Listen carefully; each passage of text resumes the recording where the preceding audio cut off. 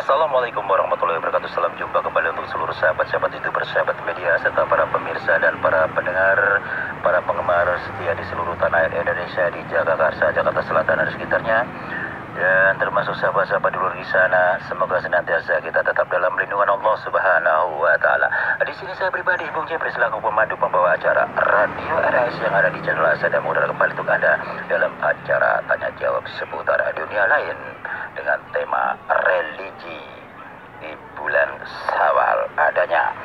Kami akan melanjutkan salah satu atensi yang bernama Saudari Hajah Yani dari Kota Tegal. Lebih abdulnya akan saya bacakan. Assalamualaikum warahmatullahi wabarakatuh. Bung Jepri, salam kenal, salam senggol ya. Mohon maaf lahir dan batin karena ini masih sawalan. Barangkali perkataan saya kurang baik, saya pribadi mohon maaf. Kembali kepada saya pribadi, Bung Jepri, saya salut dengan acara Anda, Bung Jepri. Bukan saya saja, saya juga memperhatikan, menyimak beberapa konten yang ada. Semua orang menyukai Anda, bahkan suruh mempertahankan di channel Asada, Bung Jepri, karena ini sangat banyak menguntungkan untuk menambah wawasan, baik yang berbau religi, yang bersifat umum, apalagi kita bicara masalah dunia nyata maupun dunia lain, Bung Jepri. Jadi kami yang tidak tahu jadi tahu, bahkan dapat membantu seluruh halayak yang ada, baik di dalam negeri maupun di luar negeri, untuk sharing-sharing gitu, Bung Jepri. Mohon diteruskan, Bung Jepri, jangan pernah surut, Bung Jepri. Kembali kepada pertanyaan saya, Bung Jepri. Tempo hari saya menyimak beberapa video yang di sini adalah mengenai tasawuf ya, Bung Jepri ya. Penjelasannya memang kalau dibicarakan panjang, Bung Jepri ya. Jadi saya juga ingin menambahkan nih, Bung Jepri, kelanjutan daripada 7 nafsu, yaitu 7 nafsu martabat nafsu manusia, Bung Jepri. Jadi saya hanya ingin melanjutkan saja 2 pertanyaan, Bung Jepri. Nafsu mulhamah dan nafsu mutmainah, Bung Jepri. Mohon dijelaskan, Bung Jepri. Terima kasih atas dimuatnya atensi saya, dan saya tunggu pencerahan dan solusinya dari Bung Jepri. Wassalam. Waalaikumsalam warahmatullahi wabarakatuh. Untuk Saudari Hajah Yani yang ada di Kota Tegal, terima kasih atas bergabungnya Anda bersama Radio RS yang ada di channel Asada. Kembali kepada pertanyaan Anda ya. Sebelum saya menjawab pertanyaan Anda, saya melanjutkan beberapa prakata kelanjutan yang menyinggung soal masalah 7 nafsu manusia ya. Katanya Anda telah menyimak sebelumnya, yaitu selanjutnya orang yang mempunyai nafsu lawama ini hendaklah memperbanyak zikir kolbu atau hati, yaitu zikir Allah. Allah artinya zikir lisan atau lidah, yaitu la ilaha illallah, sudah berpindah masuk ke dalam hati, sehingga hati hidup bergerak dengan zikir tanpa menggunakan lidah lagi. Namun demikianlah, lidah itu penting juga digerakkan setiap waktu dengan berzikir. Menurut versi lain, lidah berzikir Allah, Allah, lalu diikuti hati. Kembali kepada pertanyaan Saudari Hajah Hajah Yani yang ada di Kota Tegal.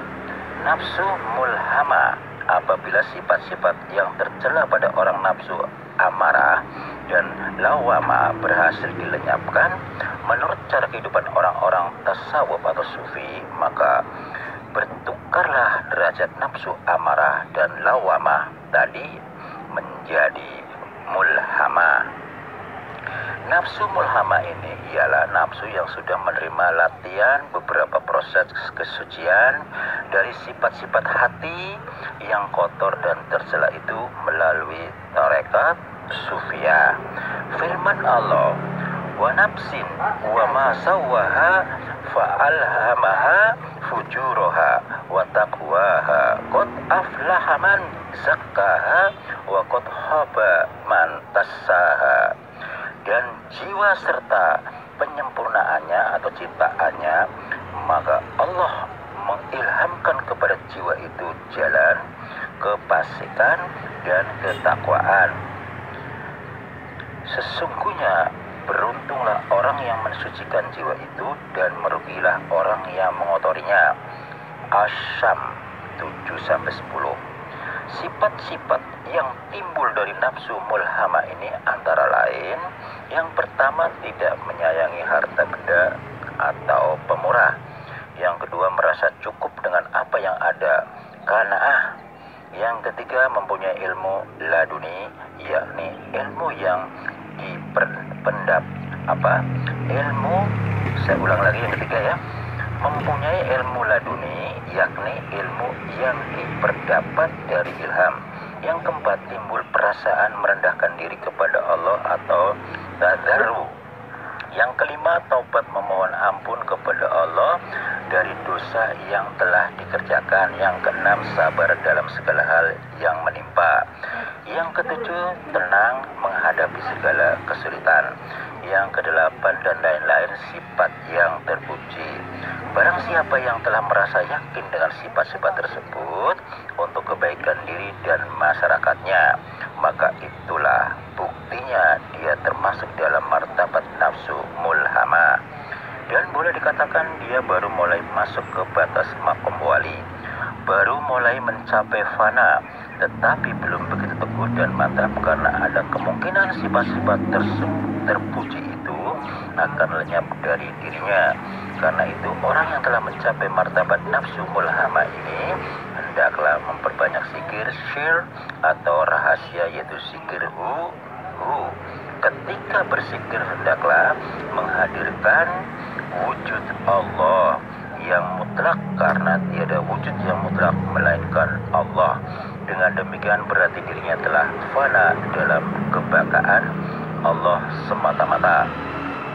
Pertanyaan yang kedua yaitu nafsu mutmainah. Meskipun nafsu mulhama tadi telah mencapai tingkat kesucian tapi belum begitu teguh, dan apabila nafsu mulhama itu teguh dan tetap dalam proses mencapai makom hakikat dan makrifat, maka melekatlah di tubuh hatinya sifat-sifat terpuji itu, dan terkikis habislah sifat-sifat yang tercela itu. Maka pada waktu itulah dia masuk ke dalam martabat nafsu mutmainah.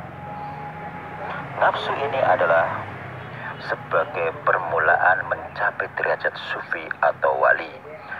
Orang yang telah berhasil mencapai martabat nafsu ini dapat merasakan kebahagiaan dan ketenangan jiwa.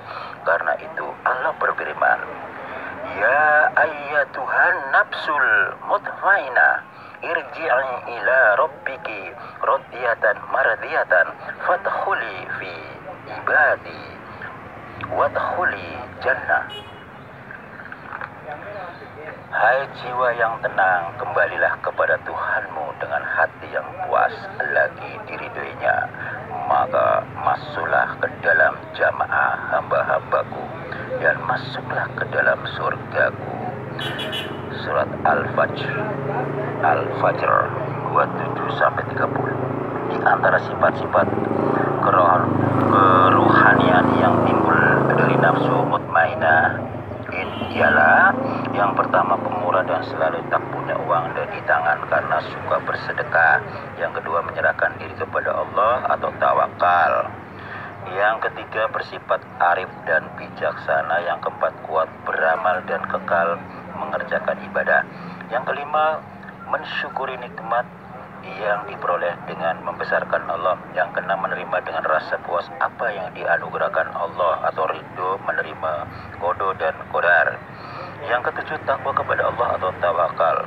Yang kedelapan lain-lain sifat yang mulia.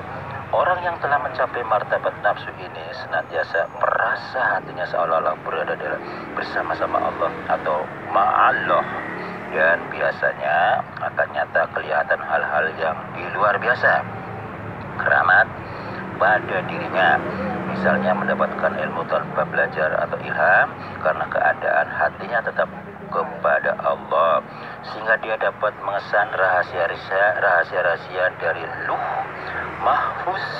Zikirnya tetap hidup dalam rahasia atau syir, yaitu batin bagi ruh. Itulah dia nafsu mutmainah, nafsu yang tenang dan bernilai, yang disuruh Allah masuk ke dalam surganya. Demikianlah saudara-saudari Haji Rodia yang ada di kota Tegal. Mudah-mudahan ada puas atas pencerahan dan solusi dari saya. Insya Allah ini memang masih banyak ya, nanti ada kelanjutannya apabila ada atensi-atensi yang sama yang menyinggung tentang penjelasan tasawuf akan saya lanjutkan. Mudah-mudahan baik bukan saja untuk saudari Ibu Haja Yani yang ada di kota Tegal, siapapun yang satu akidah ini memang hukumnya wajib untuk mengetahui riwayatnya ya, dan Anda perlu tahu adanya. Semoga bermanfaat. Karena waktu jualan kami harus turun dari udara, insya Allah kita jumpa lagi di waktu yang sama dengan acara yang sama, tanya jawab seputar dunia lain yang bertemakan religi bulan Syawal adanya. Apabila ada salah-salah kata baik dalam penyampaian, baik sengaja tanpa sengaja, saya pribadi mohon maaf. Ihdinas siratal mustaqim. La haula wala quwwata illa billahi aliyil azim. Wassalamualaikum warahmatullahi wabarakatuh.